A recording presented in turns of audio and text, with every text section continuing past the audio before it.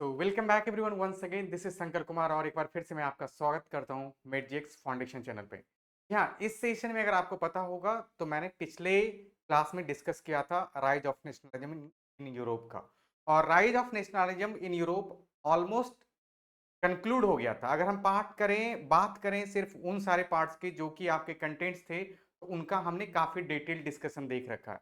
इसके बाद मैंने बोला था कि आगे बढ़ने से पहले जो अगले चैप्टर जिसको हम डिस्कस करेंगे, उनसे पहले थोड़ा सा हम देखेंगे कि हमारा रिवीजन क्या हो सकता है इस चैप्टर का, और साथ साथ एनसीईआरटी के जो क्वेश्चंस हैं, एक्सरसाइज हैं, वो भी आपके सामने आज हम थोड़ा सा रखेंगे और देखेंगे कि कैसे उसे अप्रोच ले सकते हैं। राइट, तो सबसे पहले हम बात करते हैं क्विक रिकैप की, जो कि अभी अभी हमने इस चैप्टर को कंप्लीट किया। जी हाँ, वो चैप्टर था rise of nationalism in Europe. पहला चैप्टर है आपका हिस्ट्री का।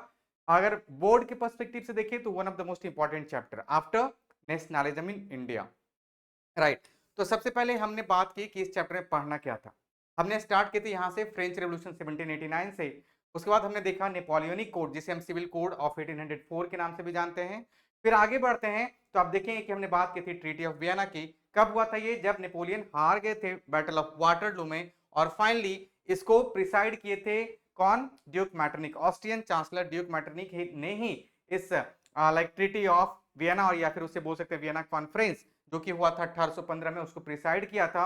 और इन्होंने क्या किया था? प्रमोट पूरे यूरोप में कंजर्वेटिज्म को। राइट, इसके बाद आगे बढ़ते हैं तो एक पीरियड आ जाएगा लिबरल नेशनलिज्म का, 1815 से 1830 का पीरियड, जहां पे हमने बात की थी कि पूरे यूरोप में आप देखेंगे कि कंजर्वेटिज्म अपने पीक पे रहेगा। राइट, इसके बाद देखेंगे कि धीरे धीरे पीक पे तो रहेगा, बट जो एजुकेटेड मिडिल क्लास पीपल हैं वो अभी भी यूनाइटेड हैं, और वो अभी भी इस कंजर्वेटिज्म को पसंद नहीं कर रहे हैं। पर्सन्स लाइक गिसेप मजीनी, उनका कंट्रीब्यूशन हमने देखा, और कैसे उन्होंने अपने सीक्रेट सोसाइटीज के थ्रू लोगों को यूरोप में ये बताया कि भाई ये कंजर्वेटिज्म उनके लिए उनके लायक नहीं है, उन लोगों के हित में वो काम नहीं करते, इसलिए हमें एक अल्टरनेटिव ढूंढना पड़ेगा। और वो अल्टरनेटिव क्या होने वाला है?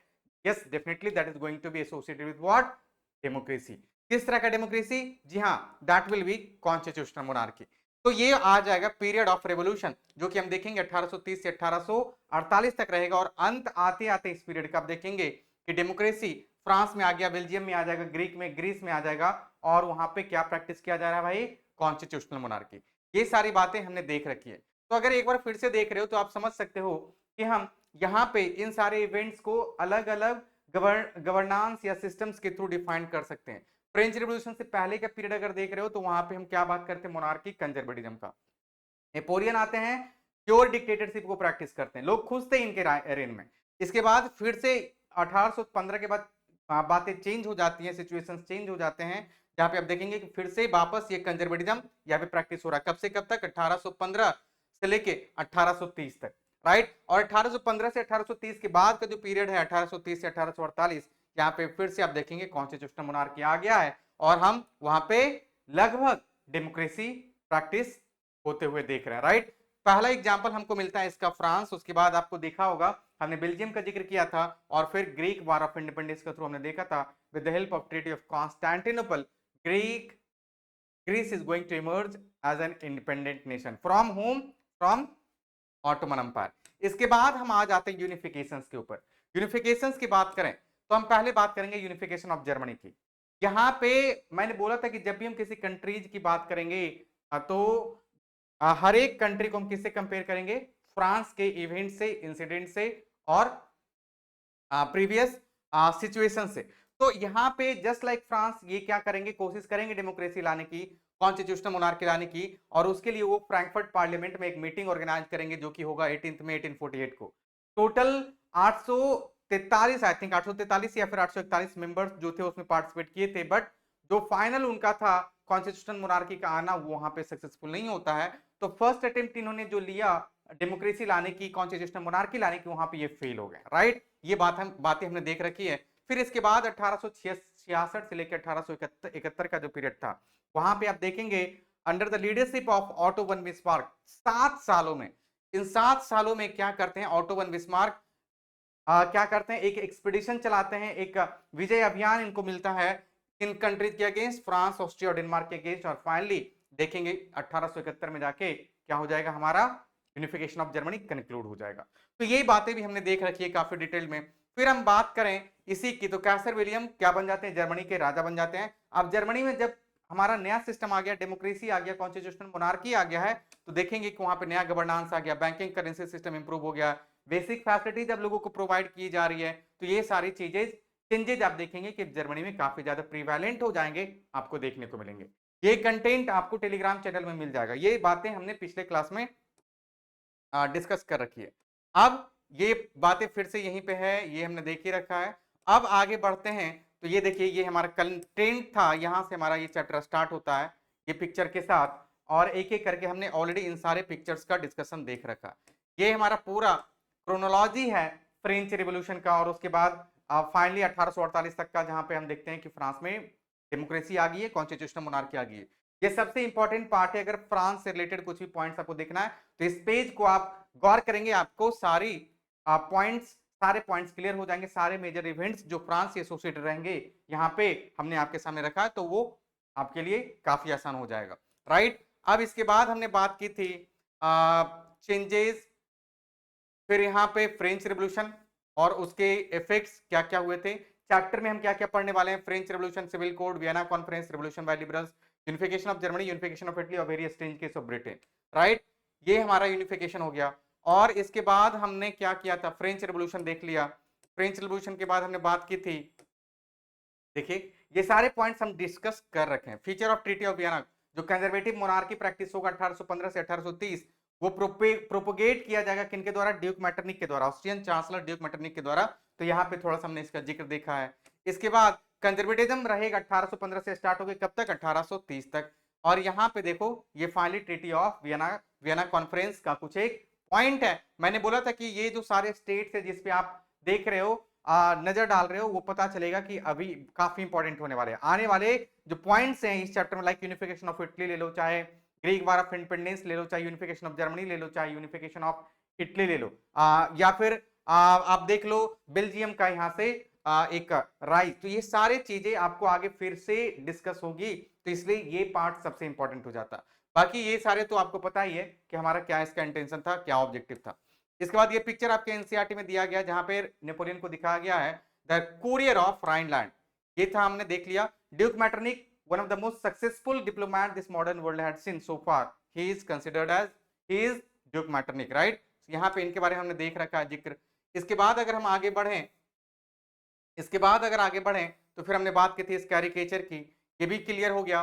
लिबरल नेशनलिज्म फिर हमने बात की थी 1815 से 1830 वाला पीरियड। इसके हमने दो एस्पेक्ट्स देखे थे, कौन कौन से भाई, पॉलिटिकल एस्पेक्ट्स और इकोनॉमिकल एस्पेक्ट्स। ये यहां से क्वेश्चन पूछे जाते हैं, तो this is very very crucial and important, ये पार्ट भी हमने देख रखा है। इसके बाद अगर बात करें तो फिर हमने बात की थी ऑब्स्टैकल्स। अब हम आ गए हैं फ्रांस के बाद जर्मनी में। जर्मनी हमने बात की थी कि पूरे जर्मन स्पीकिंग नेशंस जो थे वहां पे क्या प्रैक्टिस कर रहे थे, लाइक ट्रेड बैरियर्स प्रैक्टिस करते, उनका अलग अलग करेंसीज था, जिसके चलते लोग जो स्पेशली ट्रेडर्स थे, मर्चेंट्स थे, उनके लिए बहुत ही बड़ा सेटबैक था। और ये ग्लोबलाइजेशन को भी वहां पे प्रमोट प्रॉपर तरीके से नहीं कर पा रहा था। तो ये बहुत बड़ा बैरियर था, किसको लेके, हमारे ट्रेड रिलेशनशिप को लेके। तो फाइनली क्या हुआ, कस्टम यूनियन इंट्रोड्यूस किया गया पर्सिया के द्वारा 1834 में। बाद में से हमने देखा कि जर्मनी भी ज्वाइन कर लेंगे। और यहाँ पे पहली बार हम देखेंगे ये क्वेश्चन कि पॉलिटिकल यूनिफिकेशन तो होगा 1871 में कंक्लूड जर्मनी का, बट 1834 में ही इकोनॉमिकल यूनिफिकेशन हो गया था जर्मनी का। तो ये क्वेश्चन पूछा जाता है, यहाँ पे हमने इस पार्ट को भी काफी डिटेल डिस्कशन के थ्रू कंक्लूड किया। एज ऑफ रिवोल्यूशन की बात करेंगे तो 1830 से 1848 का जो पीरियड रहेगा वो काफी ज्यादा वोलेटाइल रहेगा। एम्प्लॉयमेंट नहीं रहेंगे, लोग रोड पे रहेंगे, वो अपने लाइक राइट्स की मांग करेंगे। अब ऐसे ही केसेस हमने देखी थी, एक आपके एनसीईआरटी में लिखा हुआ मेंशन किया गया सिलेसिया विलेज का स्टोरी, जहां पे वर्कर्स गांव में काम कर रहे हैं, वो टेक्सटाइल के काम कर रहे हैं, उनको दिया गया है कि आप काम करो और फिर आपसे प्रोडक्ट जो तैयार करोगे वो हम खरीद के दूसरे को बेचेंगे। ये सारे काम होने के बाद वर्कर्स को उनका रकम अदा नहीं किया जा रहा था। तो फाइनली एक ऐसा टाइम आ गया कि ये लोग फ्रस्ट्रेट होके जो मर्चेंट्स थे उन पे अटैक करते हैं, और फाइनली क्या होगा, एक कैजुअलिटी देखने को मिलेगा, क्योंकि काउंटर अटैक में भी बहुत सारे ये जो वर्कर्स थे, टेक्सटाइल वर्कर्स थे, मिल वर्कर्स थे, उनका देहांत हो जाता है। तो ये हमने देखा था, this was the period of age of revolution 1830 से 1848। यहाँ पे सबसे बड़ा एक और पर्सनालिटी रहेंगे जिनका इंपॉर्टेंट रोल होगा, वो होंगे हमारे गैसेट मजीनी। ये सारे पॉइंट्स हमने देख रखे थे। और फाइनली यहाँ पे देखोगे कि आपका क्या हो जाएगा, ट्रीटी ऑफ कॉन्स्टेंटिनोपल के थ्रू क्या हो जाएगा, ग्रीस जो रहेगा एक इंडिपेंडेंट नेशन बन जाएगा। और ग्रीक वार ऑफ इंडिपेंडेंस को भी हमने थोड़ा सा सेपरेट स्ट्रक्चर से देखा था। यहाँ पे इसके बाद आगे इसी के पार्ट में देखना था हमें romantic imagination of national feeling. ये सारे पॉइंट्स हमने देखे थे। देखिए इसके लिए पहले तो हमने रोमांटिसिज्म को डिफाइन क्या किया था कि this is the sense of like development of a particular form of national sentiment, जो कि लोगों को यूनाइट करेगा, उनको बाइंड करेगा और finally they will feel united and they will promote nationalism there, like nation state there, right. तो यहाँ पे हमने एग्जांपल देखा कि हर एक कंट्री में कुछ एक ऐसे लोग थे जिन्होंने ये प्रमोट करने की कोशिश की। सबसे पहला एग्जांपल हमने लिया था जॉन गॉटफ्राइड का। जॉन गॉटफ्राइड हर्डर जो कि कहां से थे, जर्मन फिलोसफर थे। इन्होंने दास वॉक्स और वॉक्सिस के कॉन्सेप्ट को प्रोपेगेट किया, लोग यूनाइटेड हो गए और फाइनली आगे चल के जब यूनिफिकेशन की बात करेंगे जर्मनी पे तो ये काफी ज्यादा क्रूसियल होगा और उनके लिए काफी ज्यादा ये क्या होगा, एक इमोशनल फीलिंग होगा, रोमांटिसिज्म दिखेगा यहाँ से कनेक्ट होते हुए किससे, नेशन स्टेट से। तो ये था हमारे पास पहला एग्जांपल। दूसरा एग्जांपल हम देखते हैं ग्रीक वॉर ऑफ इंडिपेंडेंस से रिलेटेड है, जहां पे अब देखते हैं कि यूरोप में अगर कुछ हो रहा है भाई तो हम बात करते हैं सबसे पहले तो फ्रांस से स्टार्ट होगा, फ्रांस से पूरा यूरोप में फैलेगा, फिर यूरोप में अगर कुछ हो रहा है तो उसके नेबरिंग कंट्रीज हैं, चाहे वो एशिया के हो चाहे अफ्रीका के हो, वहां पे भी अब चेंजेस होते हुए देखेंगे। इसी का एक बहुत ही अच्छा एग्जांपल हमारे पास ग्रीस हो जाता है। ग्रीस उस टाइम ऑटोमन एम्पायर के अंदर था, पर क्या होता है कि जब यूरोप में चेंजेज आ रहे हैं तो ग्रीस भी उसे छूता नहीं रहेगा। अब ग्रीक जो होगा वहां पे जो एजुकेटेड मिडिल क्लास पीपल वो चाहेंगे कि हम ऑटोमन एम्पायर से आजाद हो जाए, राइट। तो क्या होते हैं यहाँ पे इसे सपोर्ट करने के लिए अलग अलग कंट्रीज के लोग, educated middle class people, poets, writers, they all will come forward and they will try to bring independence for this Greece. और अल्टीमेटली यहाँ पे एग्जांपल हम देखते हैं किनका है, लॉर्ड बायरन का। लॉर्ड बायरन जो कि कहाँ के थे, ये ब्रिटेन के थे, ये एक बहुत बड़े पोएट थे। इनका एक पूरा काफी अच्छा एक मोटो था, पैशन था, डेडिकेशन था कि हम अपनी जान कुर्बान करें किसके, इंडिपेंडेंस के लिए, ग्रीस के लिए। ये जाते भी हैं पूरा सज सवर के युद्ध में लड़ने के लिए, but unfortunately because of fever he died there, right. ये पॉइंट्स भी हमने देख रखे, राइट। तो यहाँ पे अगर आप ये सारी चीजें देख रहे हो तो फाइनली अल्टीमेटली 1832 में ये स्टार्ट होता है, 1821 में कंक्लूड हो जाता है 1832 में। तो यहाँ पे आपको पता चल जाएगा कि ग्रीक वॉर ऑफ इंडिपेंडेंस हमने कवर कर लिया है। इसके बाद तीसरा एग्जांपल हो जाता है पोलैंड का। पोलैंड आपको याद है, आपने देखा था एक चीज और, पोलैंड के साथ साथ हमने बेल्जियम का भी जिक्र देखा था। 1830 में बेल्जियम भी आजाद हो जाता है, 31 में, ठीक ना, जब जुलाई रेवोल्यूशन होता है तो बेल्जियम भी आजाद हो जाता है, फ्रांस भी आजाद होगा। और देखें अभी ग्रीक वॉर ऑफ इंडिपेंडेंस जो कि 1832 में होता है ट्रीटी ऑफ कॉन्स्टेंटिनोपल के द्वारा, उसे भी आजाद मान लिया जाता है। अब इसी का रोमांटिसिज्म की बात करेंगे तो पोलैंड जो कि पहले नेपोलियन के द्वारा एनेक्स किया गया था, जब वो आजाद होता है तो ऑस्ट्रिया, कुछ एक पार्ट जर्मनी और कुछ एक पार्ट वो रसिया के पास चला जाता है। रसिया वाला पार्ट जो पोलैंड का था वो काफी ज्यादा टॉर्चर किया जाता था इन पोलिश पीपल के ऊपर। पोलिश पीपल अपना लोकल लैंग्वेज भी बोल नहीं सकते थे, अगर उन्हें चर्च जाना होता था तो उन्हें बोला जाता था कि स्पेशल इंस्ट्रक्शन था कि no one will use any other language than this Russian. अब लोग अपने लैंग्वेज में काफी ज्यादा कंफर्टेबल होते हैं, अगर हमें भगवान से बात करना रहेगा तो ऑब्वियसली हम अपने भाषा में बात करेंगे, राइट। वहां पे भी इनके लिए ये मनाही थी, this was forbidden for them, right. तो ऐसे केसेस में जो लोग वहां पे पनिशमेंट दिया क्या जाता था, जो लोग इस ऑर्डर को नहीं मानेंगे कि वो अपना प्रेयर या फिर जो भी काम क्रिया का जो बात है वो अगर रशियन में न करते तो उन्हें साइबेरिया डिपोर्ट किया जा सकता। तो यहाँ पे भी लोग काफी ज्यादा टॉर्चर किए जा रहे थे किनके द्वारा, रशियन गवर्नमेंट के द्वारा। तो यहाँ पे पॉलिश लोगों को यूनाइट करने में सबसे बड़ा हाथ आता है किनका, हाथ होगा हमारे कैरल कर्पुंस्की का। कैरल कर्पुंस्की क्या करेंगी, वहां पे अपने पोलनाइस और मजूरका के थ्रू लोगों को यूनाइट करेंगे, ठीक है ना। तो ये बात हमने देख रखी है। यहाँ पे देखेंगे कैरल कर्पुंस्की होंगे जिन्होंने फॉकलोर आर्टिस्ट थी और मजूरका और पोलनाइस के थ्रू लोगों को यूनाइट करते, और फाइनली एक ऐसा टाइम होगा जब पोलैंड के लोग बिल्कुल फ्री हो जाएंगे, किसके थ्रू, किससे रसिया से। तो ये था हमारे पास तीन एग्जांपल। सबसे पहला एग्जांपल हमने देखा रोमांटिसिज्म में जॉन गॉटफ्राइड का, दूसरा हमने देखा लॉर्ड बायरन का ग्रीक वॉर ऑफ इंडिपेंडेंस में, और फाइनली यहाँ पे देख रहे हो पोलैंड में कैरल कर्पुंस्की का एक कंट्रीब्यूशन। तो ये सारी चीजें हमने डिस्कस कर रखी है। इसके बाद आगे बढ़ते हैं तो hunger, hardship and popular revolt, this is the period of 1848, जहां पे this is getting considered as the year of revolution. यहाँ पे लोग बिल्कुल ना खुश थे। आपने देखा था कि कैसे सेलेसिया विलेज का क्या स्टोरी था, यही सारे पॉइंट्स को हमने यहाँ पे कंक्लूड किया। यहाँ पे मैंने मेंशन किया है सेलेसिया विलेज का, और फाइनली यहाँ पे क्या होगा, एक रेवोल्यूशन होगा, और इस रेवोल्यूशन के द्वारा ये मान लिया जाएगा कि फ्रांस क्या हो गया, अब इंडिपेंडेंट नेशन हो गया, क्योंकि जो कॉन्स्टिट्यूशनल मोनार्की फॉलो की जा रही थी 1830 के बाद से फ्रांस में। किसके लीडरशिप में? लुइस फिलिप के लीडरशिप में। लोगों ने पाया कि वो भी उनके लिए इफेक्टिव नहीं है। जब इफेक्टिव नहीं है तो फिर शासन करने का क्या मतलब बनता? तो उन्हें इन्होंने खदेड़ दिया और वो जब भाग गए, जब राजा भाग गया तो सिर्फ बच गया कॉन्स्टिट्यूशनल मोनार्की में से। तो सिर्फ कॉन्स्टिट्यूशन मतलब हम बात करें डेमोक्रेसी का, तो यहाँ पे पहली बार इस मॉडर्न वर्ल्ड में हम बोलते हैं कि 1848 में जाके फ्रांस में क्या होगा? डेमोक्रेसी प्रैक्टिस किया जाएगा। तो ये बातें हमने देख ली। फ्रांस के साथ हम बात कर रखे हैं, हम बेल्जियम भी आजाद हो गया, ग्रीस भी आजाद हो गया, इन सारे कंट्रीज का हमने जिक्र कर रखा है। अब आगे बढ़ते हो तो यहाँ पे हम बात कर रहे थे फ्रैंकफर्ट पार्लियामेंट का। Frankfurt parliament, this is the same story of Germany as it happened with France. जहां पे फ्रांस में कोशिश की जा रही थी डेमोक्रेसी लाने की, उसी रास्ते पे अब जर्मनी भी चल चुका है और वो भी कोशिश कर रहे हैं कि किसी तरीके से क्या आ जाए भाई? डेमोक्रेसी आ जाए। डेमोक्रेसी का डायरेक्ट वर्जन तो नहीं आएगा, एटलीस्ट कॉन्स्टिट्यूशनल मोनार्की आ जाए। और ये हुआ। देखिए यहाँ पे संत पॉल चर्च में फ्रैंकफर्ट पार्लियामेंट कन्वीन किया गया। यहाँ पे टोटल 831 मेंबर, मैंने 843 बोला था, sorry for that. Total 831 elected representative लोगों के इस हाउस में आए, इसमें बैठे और इन्होंने कॉन्स्टिट्यूशन तैयार किया। अब कोई इलेक्टेड रिप्रेजेंटेटिव की बात करें मतलब आप समझ सकते हो कि लोगों ने उन्हें इलेक्ट किया और वैसे सिस्टम को बोलते हैं डेमोक्रेसी, राइट?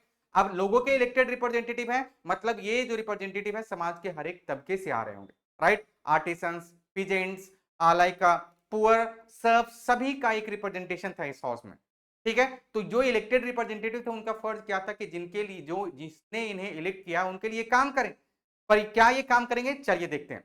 काम करने वाली बात तो बाद में रहेगी, पर सबसे पहला काम जरूरत हो जाता है कि जब हमारा इलेक्शन हो गया है तो हमारा एक उद्देश्य हो जाता है कि इन लोगों के लिए, पूरे देश के लिए एक कॉन्स्टिट्यूशन तैयार किया जाए। कॉन्स्टिट्यूशन भी तैयार हो गया, ठीक है? अब कॉन्स्टिट्यूशनल मोनार्की की कोशिश लाने की कोशिश करें जस्ट लाइक फ्रांस, तो कॉन्स्टिट्यूशन तो तैयार हो गया है, मोनार्क तो भी तो चाहिए कॉन्स्टिट्यूशनल मोनार्की में। अब मोनार्क कौन है भाई? जिससे आपने ये पावर छीना है, पावर उनसे छीन ली है और अब आप क्या बन गए हो? वहां के पार्लियामेंट में एक रिप्रेजेंटेटिव बन गए हो।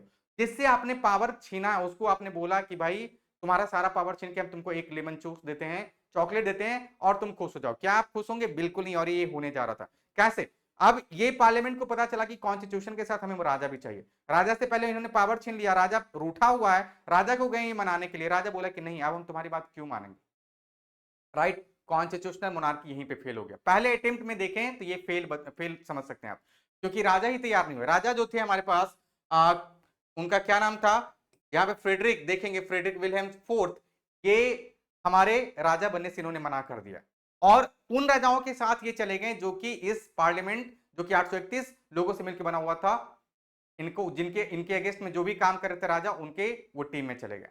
तो यहां से देख सकते हैं कि पहला अटेम्प्ट जो लिया जर्मनी में कॉन्स्टिट्यूशनल मोनार्की लाने की, वहां पे ये फेल हो गया, राइट? तो इससे हमें क्या पता चलता है कि अभी और भी हर्डल्स हैं जिसे हमें फाइनली कवर अप करना है, राइट? तो ये देखा हमने पहला अटेम्प्ट। और फाइनली दूसरा अटेम्प्ट अगर आप देख रहे हो तो यहाँ पे हम इस आगे बढ़ने से पहले बात करेंगे थोड़ा सा गिब्स मजीनी का। बहुत ही इंपॉर्टेंट पर्सनालिटी हो जाती है इनकी, और यहाँ से क्वेश्चन पूछे जाते हैं शॉर्ट नोट्स में, ठीक है ना? शॉर्ट नोट्स में देखिए क्वेश्चन पूछा जाता है ग्रीक वार ऑफ इंडिपेंडेंस से, मैंने ऑलरेडी जिक्र देख करा रखा है आपको। इसके बाद पूछा जाता है पर्सनालिटी ऑफ ड्यूक मैटरनिक का, फिर पूछा जाता है गिब्स मजीनी का, उसके बाद पूछा जाता है हमारे पास कॉन्ट कैमेलो कैबोर के बारे में, फिर पूछा जा सकता है गिब्स गैरिबाल्डी के बारे में। तो इन सारे पर्सनालिटीज के बारे में मैंने एक separate section just like this I had mention there in our earlier slides, तो आपको एक आइडिया लग जाएगा कि इनका पर्सनालिटी क्या था। अगर मान लो को 2-3 मार्क्स में आता भी तो इतना पॉइंट्स में से इतने सारे सेंटेंस को अगर आप पॉइंट्स के फॉर्म में लिख देते हो 2-4 सेंटेंस में, तो that is more than enough, right? तो गिब्स मजीनी की बात करेंगे तो इनका जन्म हुआ था जिनेवा में 1807 में, और ये एक सीक्रेट सोसाइटी के मेंबर बन गए थे और रिवोल्यूशन लाने की कोशिश कर रहे थे, और इसी के चलते मात्र 24 साल में इन्हें क्या किया गया था? अपने कंट्री से निकाल दिया गया था, इन्हें एग्जाइल भेज दिया गया था, राइट? जब ये एग्जाइल में चले गए, दूसरे कंट्रीज में भटक रहे थे, तो यहाँ पे बेसिकली हम बात करेंगे इटली की। वहां पे जाने के बाद इन्होंने क्या किया? फिर से एक अपना सीक्रेट सोसाइटी लाया, और उसका उन्होंने क्या नाम रखा भाई? यंग इटली, कहां पे? मर्सलिस में उसकी स्थापना की, और यंग यूरोप कहां पे? बर्नम की स्थापना की। तो ये दोनों एमसीक्यूज हैं, अब ये यहां से पूछे जाते हैं, तो इसे ध्यान रखेंगे। और ये हो गया हमारे पास गिब्स मजीनी का लाइक पर्सनालिटी। और इनके बारे में ड्यूक मैटरनिक का क्या कहना था? दोनों कंटेम्पररी थे, राइट? ड्यूक मैटरनिक थे कंजर्वेटिज्म के सपोर्टर जो भी उन्हें बोल सकते हो। गिब्स मजीनी की बात करेंगे तो वो नेशन स्टेट नेशनलिज्म डेमोक्रेसी के प्रमोटर थे, और इनको बोल सकते हैं कि ये कंजर्वेटिज्म को बिल्कुल नहीं चाहते थे, कंजर्वेटिज्म को चाहते थे खत्म हो जाए। तो ऐसे केसेस में ड्यूक मेटरनिक ने इनको लेके एक स्टेटमेंट भी दिया था कि Mazzini is the most dangerous enemy of our social order. अब मजीनी इनका सबसे बड़ा दुश्मन है इनके सोशल ऑर्डर का। तो कंजर्वेटिज्म की हम बात करें, इनका सोशल ऑर्डर, मतलब हम बात कर रहे हैं कि ड्यूक मेटरनिक का सोशल ऑर्डर क्या है भाई, आवर सोशल ऑर्डर का मतलब ड्यूक मेटरनिक का सोशल ऑर्डर उनका क्या था, वो थे राजा थे, तो उनका सोशल ऑर्डर क्या होगा, मोनार्की होगा, कंजर्वेटिज्म होगा, राइट। और मैंने शुरू में ही बताया था कि मजीनी कंजर्वेटिज्म के सबसे बड़े एनिमी थे, शत्रु थे, वो चाहते थे किसी तरीके से खत्म हो जाए, राइट। ये पॉइंट्स भी हमने कवर कर लिए, राइट। इसके बाद आगे बढ़ते हो आप, तो आप देखेंगे कि फाइनली हमारा ये पॉइंट आ ही जाता है जहां पे हम बात करते हैं यूनिफिकेशन ऑफ जर्मनी की, 1866 से 1871 का पीरियड। देखिए मैक्सिमम ये क्वेश्चन 4 मार्क्स में पूछा जाएगा। मैं बार बार बोलता हूं कि 4 मार्क्स के लिए 4 points more than enough, that is more than enough. और हमेशा आपको लिखने पॉइंट्स में, जो भी आप पिछले स्लाइड्स मेरे देख रहे हो, टॉपिक्स देख रहे हो, मैंने हमेशा वहां पे उसे पॉइंट्स में डील किया, ताकि आपके लिए भी एक लाइक क्रिएशन हो जाए, आपके थॉट, आपके दिमाग में एक थॉट, ताकि इसी तरीके के आप आंसर वहां पे दे आओ, राइट। यहाँ पे अगर देखें तो ये हम बात करें यूनिफिकेशन ऑफ जर्मनी की, यूनिफिकेशन ऑफ जर्मनी की बात करेंगे तो ये किसके लीडरशिप में स्टार्ट होगा, प्रूसिया के लीडरशिप में स्टार्ट होगा, राइट। और वहां पे भी अगर बात करें कि प्रूसिया के कौन हेड रहेंगे, जो कि इसके चीफ आर्किटेक्ट कहलाएंगे, या chief minister of Prussia was Ottoman Bismarck. Ottoman Bismarck उस टाइम उसके क्या थे, आप चीफ मिनिस्टर थे, और इसीलिए इन्हें क्या बोला जाता है, chief architect of unification of Germany, right. ये पॉइंट हमने देख रखा। अब इनके लीडरशिप में 7 सालों में 3 लड़ाइयां लड़ी जाती है, किसके अगेंस्ट, फ्रांस, ऑस्ट्रिया और डेनमार्क के अगेंस्ट। और फाइनली ये तीनों, इन तीनों लड़ाइयों में किनको सक्सेस मिलती है, किनको विक्ट्री मिलती है, वो विक्ट्री मिलेगी किनको, ऑटोमन बिस्मार्क को। और फाइनली ये हो जाएगा यूनिफिकेशन ऑफ जर्मनी हमारा। और जब यूनिफिकेशन ऑफ जर्मनी हो गया भाई, तो अब हमें क्या करना है, राजा को चाहिए, क्योंकि कॉन्स्टिट्यूशन तो है हमारे पास, लोग इलेक्टेड रिप्रेजेंटेटिव हैं, पर साथ साथ मोनार्की भी चाहिए, कॉन्स्टिट्यूशन मोनार्की की हम बात कर रहे हैं, राइट। तो राजा फाइनली यहाँ पे कौन बनेंगे, कैसर विलियम वन, वो 1871 जनवरी में राजा बनने का शपथ लेते हैं। और फाइनली वहां पे देखेंगे कॉन्स्टिट्यूशनल मोनार्की आ गया और जर्मनी का यूनिफिकेशन हो गया।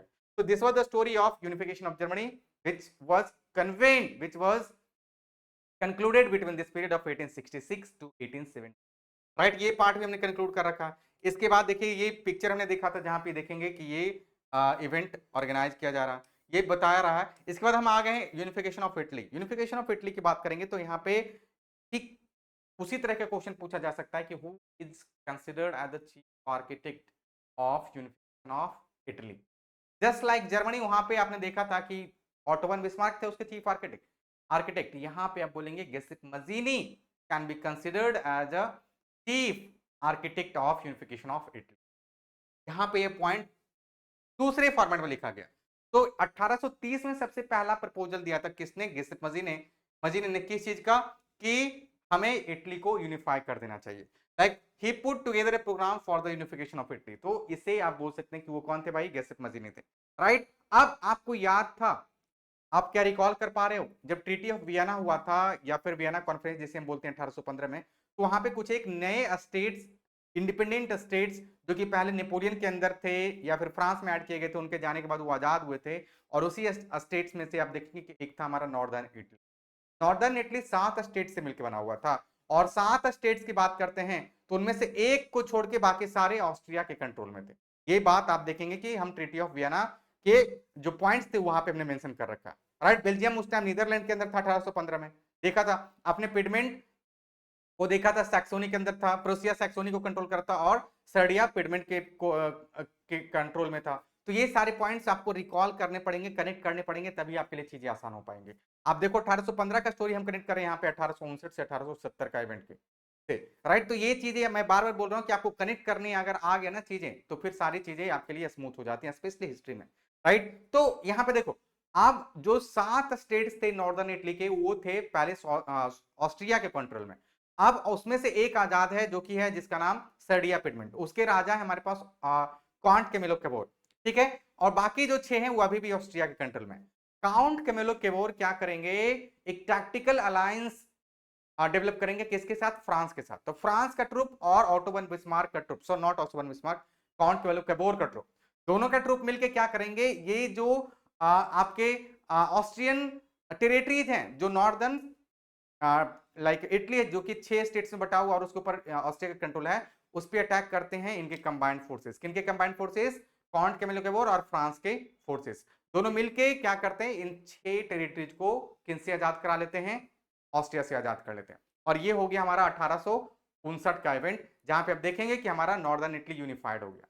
ठीक है, ये बात क्लियर होगी आई थिंक। तो ये था स्टोरी हमारा 1859 में, जहां पे काउंट कैमिलो कैमोर के टैक्टिकल अलायंस के थ्रू आप देखेंगे कि पूरा नॉर्दर्न इटली यूनिफाइड हो गया। बात करते हैं साउदर्न सिसिलीज की। यहाँ पे थोड़ा सा इस पिक्चर के थ्रू आपको ज्यादा आसानी से समझ में आएगा। ये सारे कंटेंट्स मैंने आपको दे रखे हैं।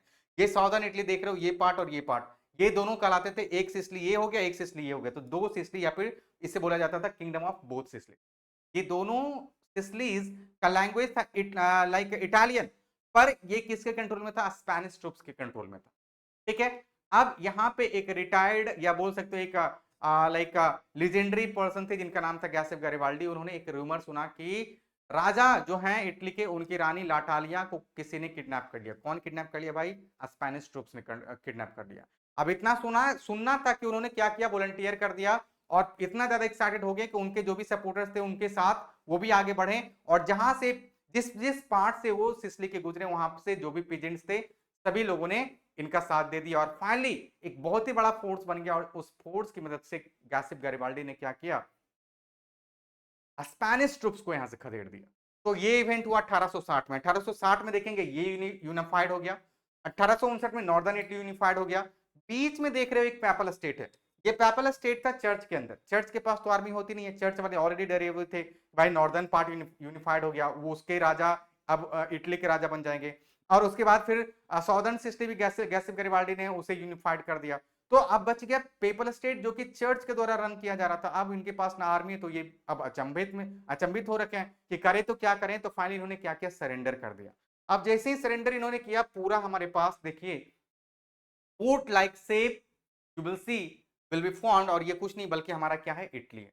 तो ये था हमारा यूनिफिकेशन ऑफ इटली। ये पार्ट हमने कवर कर लिया। ये भी हमने काफी अच्छे तरीके से कवर कर लिया। यूनिफिकेशन ऑफ इटली हमने कवर कर लिया, यूनिफिकेशन ऑफ हमने जर्मनी भी कवर कर रखा। तो ये था हमारा इटली। और फाइनली यहाँ पे कौन राजा बन जाएंगे? यहाँ पे राजा बन जाएंगे हमारे, देखिए कौन?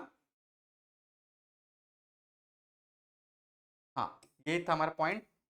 ये है हमारा, हाँ ये देखिए शॉर्ट नोट से कॉन्ट वेलो कैबोर्ड के बारे में पूछा जाता है तो आप इनके पर्सनालिटी को कुछ इस तरीके से बता सकते हो, राइट। गैसिप गैरिबाल्डी के पर्सनालिटी पूछा जाता है तो यहाँ पे ये हो गया इनकी पर्सनालिटी। और फाइनली यूनिफिकेशन की बात करें इटली की, तो वहां पे राजा कौन बन जाएंगे? King Emmanuel second, right. और ये हमारे पास हो गया यूनिफिकेशन ऑफ इटली कंक्लूडेड। अब यहां पे हम बात कर रहे हैं a very strange case of Britain. ये कुछ नहीं बल्कि यूनिफिकेशन है किसका? ब्रिटेन का। इसे समझने के लिए थोड़ा सा मैंने ये पिक्चर तैयार किया था आपके लिए, राइट। देखिए ये पार्ट था हमारे पास स्कॉटलैंड। आपको पता है United Kingdom of Great Britain is just nothing but collection of many islands, right. और ये आइलैंड्स की बात करेंगे तो एक तो मेजर आइलैंड स्कॉटलैंड है, उससे बड़ा आपका इंग्लैंड है, उसके बाद छोटा सा इंग्लैंड से सटा विल्स है, और थोड़ा सा इसके पैरेलल जा रहे हो तो एक इंडिपेंडेंट आइलैंड है जो कि कहलाता था आयरलैंड, राइट। ये आयरलैंड भी अगर जब बात करें रिलीजन के बेसिस पे तो दो पार्ट में बटा हुआ था। एक तो जहां पे वो लाइक ऑर्थोडॉक्स क्रिश्चियनिटी फॉलो करते थे, दूसरा प्रोटेस्टेंट।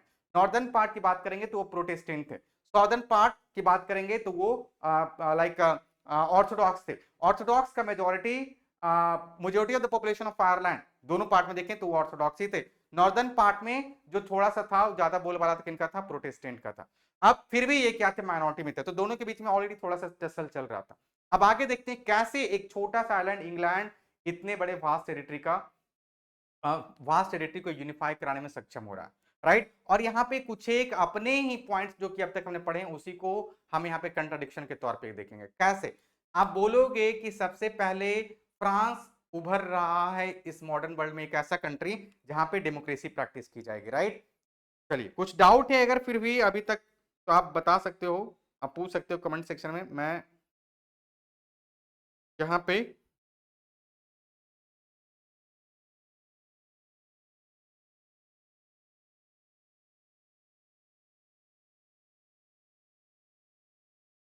अगर कोई डाउट है अब तक आपको तो आप मुझे बताइए।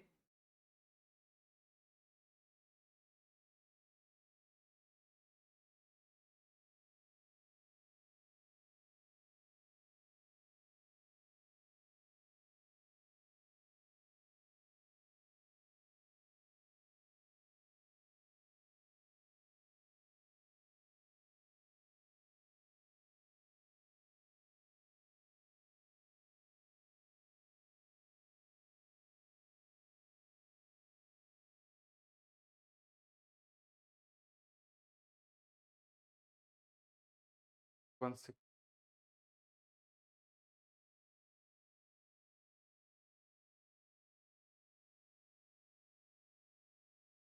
हेलो हेलो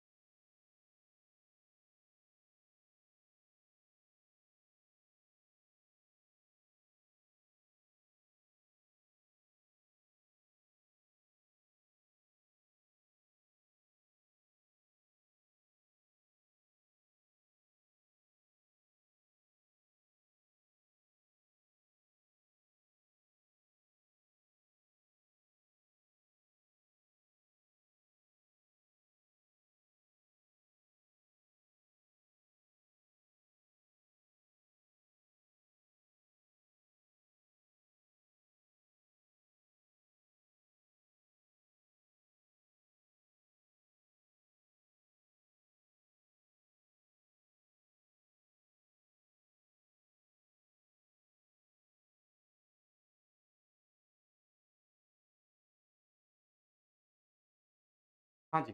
तो थोड़ा-सा कुछ टेक्निकल इश्यू के चलते ये लाइव नहीं जा पाया है अभी।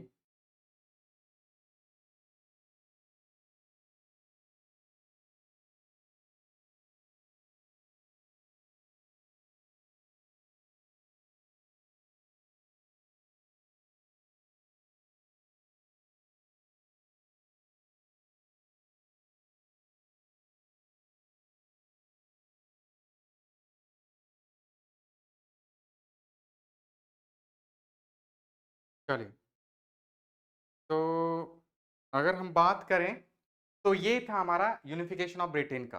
मैंने बताया कि ये सारे ग्रुप ऑफ आइलैंड्स को मिला के ही हमारा क्या बनने वाला है, United Kingdom of Great Britain.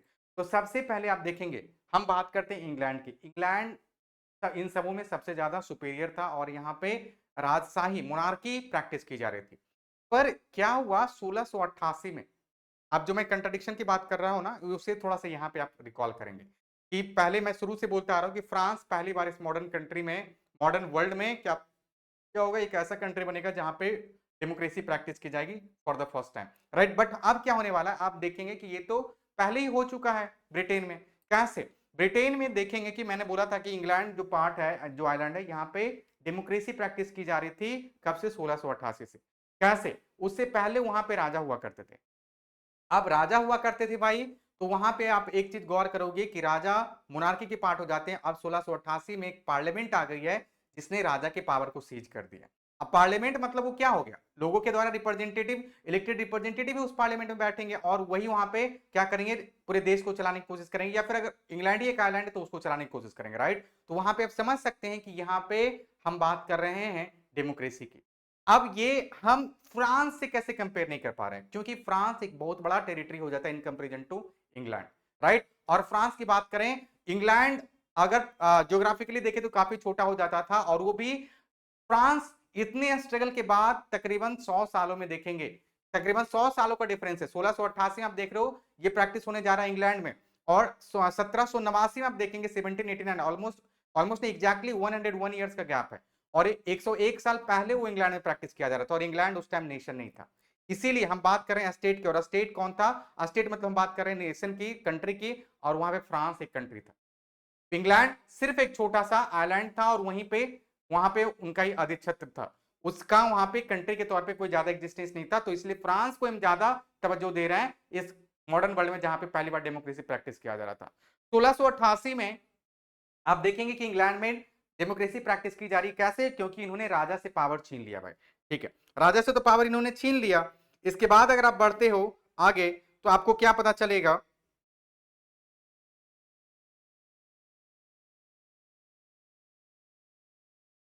इसके बाद अगर आप आगे बढ़ते हो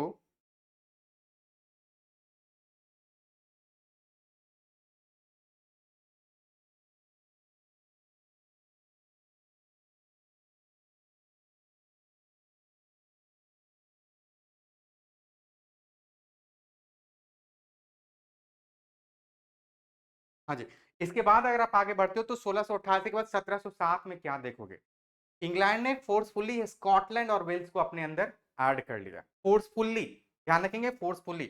यहाँ पे स्कॉटलैंड में गैलिक भाषा बोली जाती थी और यहाँ पे अब इंग्लिश कंट्रोल हो गया एस्टैब्लिश किसके ऊपर, स्कॉटलैंड और वेल्स के ऊपर। किसके थ्रू? इस एक्ट ऑफ यूनियन के थ्रू। अब ये लोग का अपना भाषा जो था गैलिक, अब वो नहीं बोल सकते, अब इंग्लिश ही वहां पे प्रमोट किया जाएगा।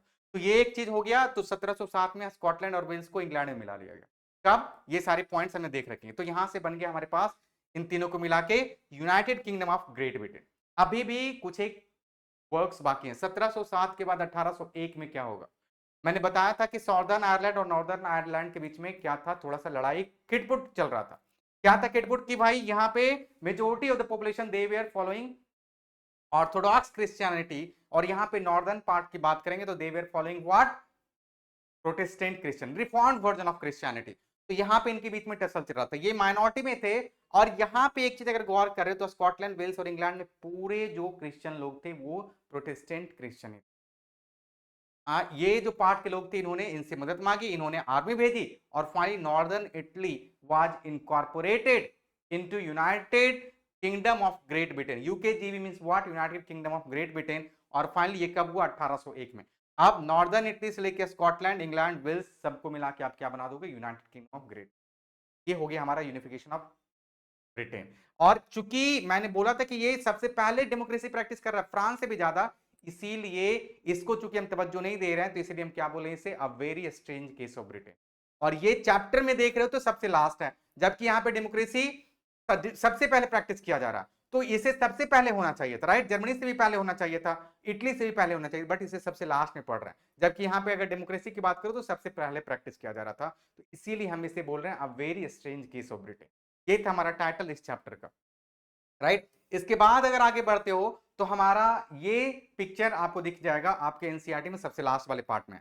और यहाँ पे हम क्या बात कर रहे हैं भाई? यहाँ पे हम गुणगान कर रहे हैं ब्रिटेन का। ब्रिटेन का जो एक छत्र राज था पूरे वर्ल्ड के सबसे सुप्रीम कंट्रीज के ऊपर, वो इस पिक्चर के थ्रू दिखाया गया है। और इस पिक्चर का थीम क्या है भाई? A map celebrating the British empire. देख सकते हो यहाँ पे मेंशन किया गया a map celebrating the British empire. तो यहाँ पे देखो ये अमेरिका है पूरा, ये पूरा अमेरिका है, यहाँ पे ब्रिटेन इतना छोटा है, इंडिया हो गया, यहाँ पे साउथ अफ्रीका हो गया, ऑस्ट्रेलिया हो गया, एक पूरा कितना दूर दूर वाली कॉर्नर तक आप देखेंगे कि हमारा एक छत्र राज कायम था। किसका? ब्रिटेन का। इन्होंने अपनी कॉलोनीज वर्ल्ड के डिफरेंट पार्ट्स में स्टैब्लिश कर रखी थी। यूएसए कनाडा तक देख रहे हो पूरा उनका, वहां तक एक छत्र राज था, कॉलोनी स्टैब्लिश इन्होंने कर रखा था। तो ये था क्या?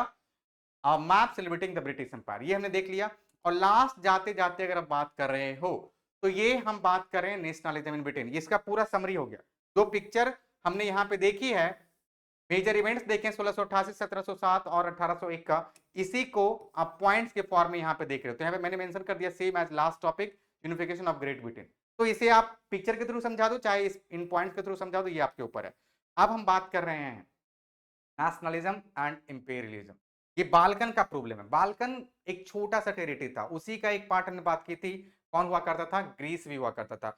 और पूरा बाल्कन जो था वो ऑटोमन अंपायर के अंदर था। और अब ऑटोमन अंपायर थोड़ा सा क्या हो रहे थे? कमजोर पड़ रहे थे। और चूंकि यूरोप से ये पार्ट कनेक्टेड है और यूरोप में चेंजेज आ रहे हैं, तो भाई ये छोटे छोटे जो कंट्री थे ऑटोमन अंपायर के अंदर, वो भी अब क्या करेंगे?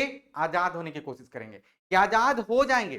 ठीक उसी तरीके से जैसे क्या होता ना कि एक मछली लगता है तालाब से निकल के सोचती है कि हम सागर में चले जाएंगे, बट सागर में जाने के बाद तालाब से वो आ जाते हैं किनारे पे, और किनारे पे उनको क्या खा जाती है? बाज खा जाती है। यहाँ पे वही होने वाला। ऑटोमन अंपायर से कुछ एक कंट्रीज को छुटकारा मिलेगा, बट तुरंत ही देखेंगे उनपे किनका कंट्रोल हो जाएगा, यूरोप के बड़े बड़े कंट्रीज का। और यूरोप के बड़े बड़े कंट्रीज लाइक रसिया देखेंगे आप, पोलैंड सॉरी ऑस्ट्रिया देखेंगे, जर्मनी हो जाएंगे, फ्रांस हो जाएंगे, इनका कंट्रोल इन छोटे छोटे कंट्रीज पे स्थापित होने लगेगा।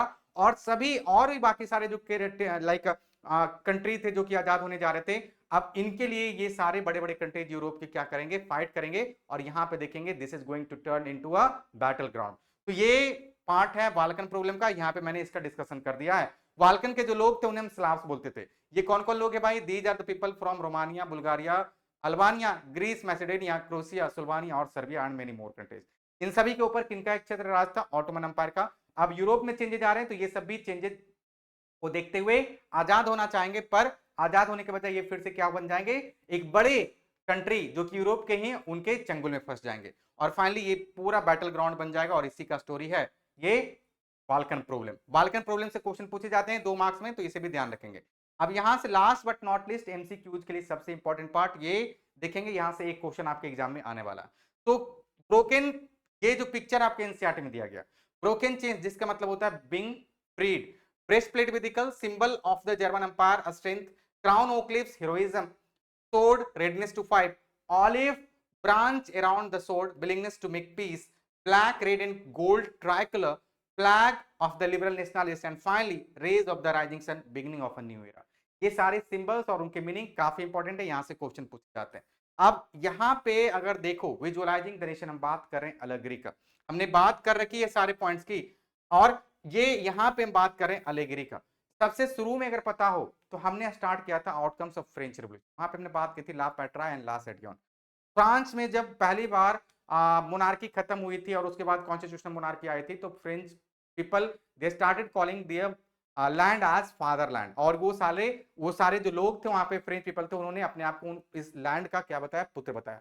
तो आप देख रहे हैं सिटीजन और उसके नेशन के बीच में एक बॉन्डिंग फादरलैंड और सन के तरह का। अब ये चैप्टर खत्म हो रहा, वो स्टार्टिंग का पार्ट था। हम बात करते हैं 1789 में जहां से ये चैप्टर स्टार्ट होता है यहाँ पे।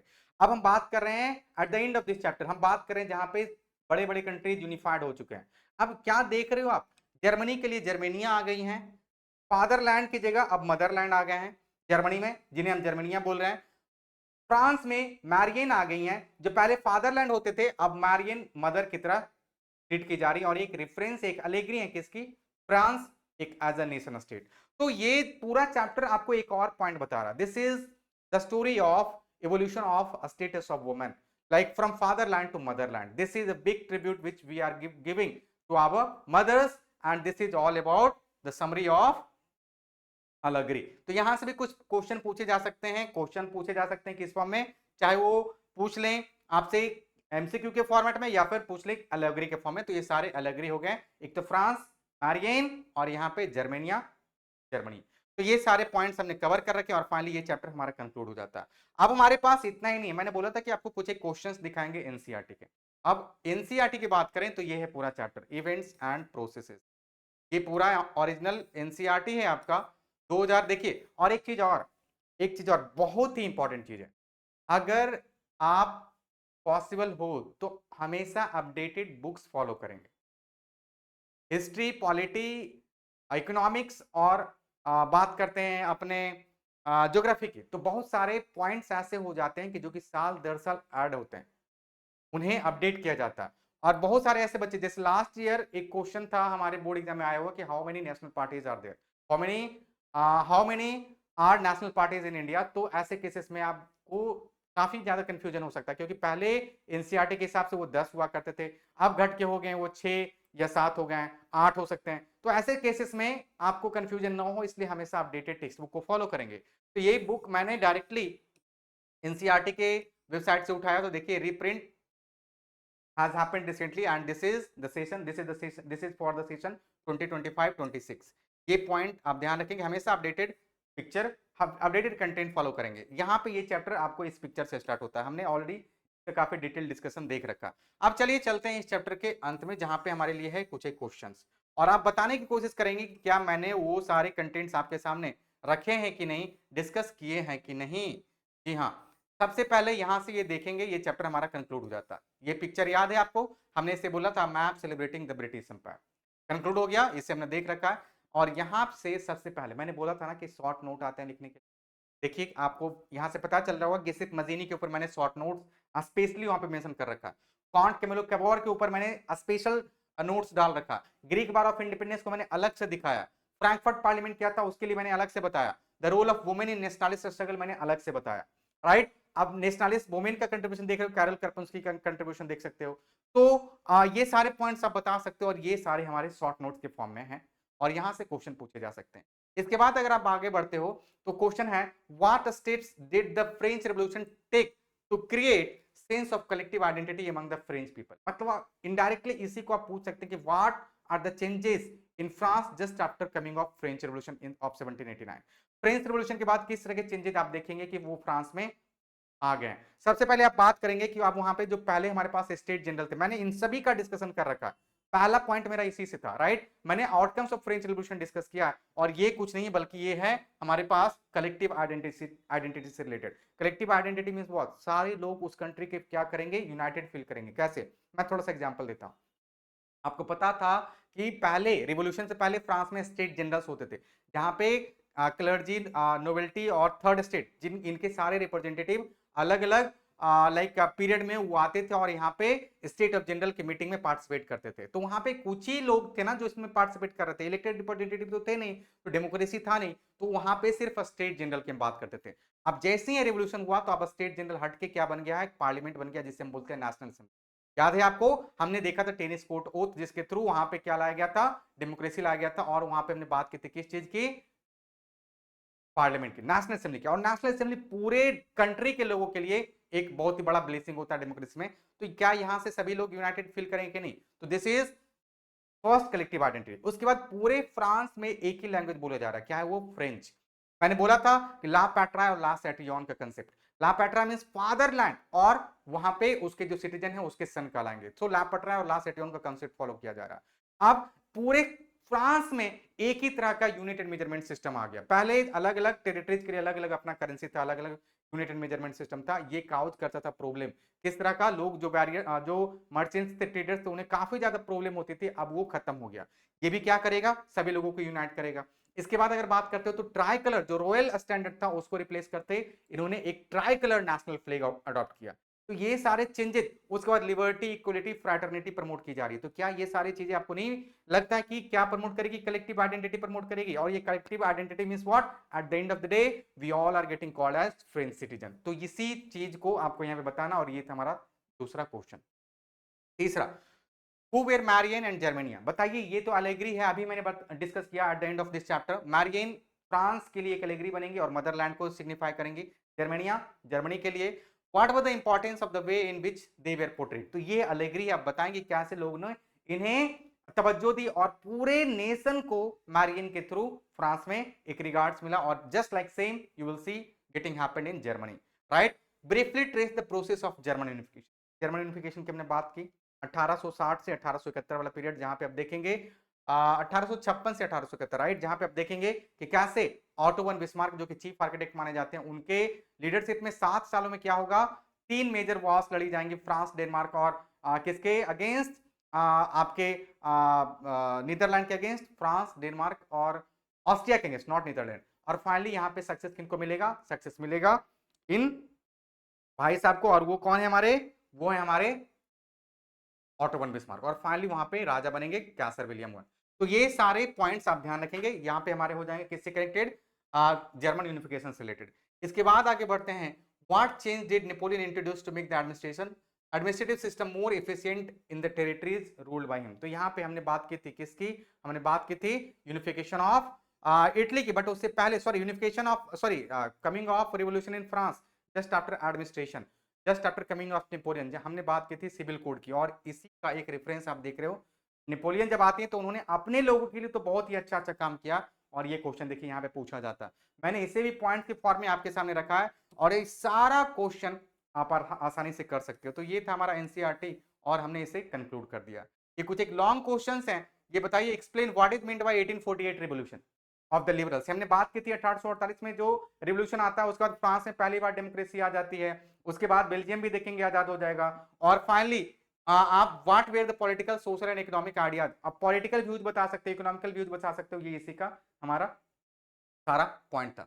तो 3 examples to show the contribution of culture to the growth of nationalism. मैंने एग्जांपल लिया है इसका, आपने देखा हमने जर्मनी में जॉन गॉटफ्राड का एग्जांपल लिया, पोलैंड में कार्ल कर्पेंस्की का, और फाइनली हमने देखा कंट्रीब्यूशन किनके, लॉर्ड बायरन का ब्रिटेन के केस में, ये भी आपने कर दिया है।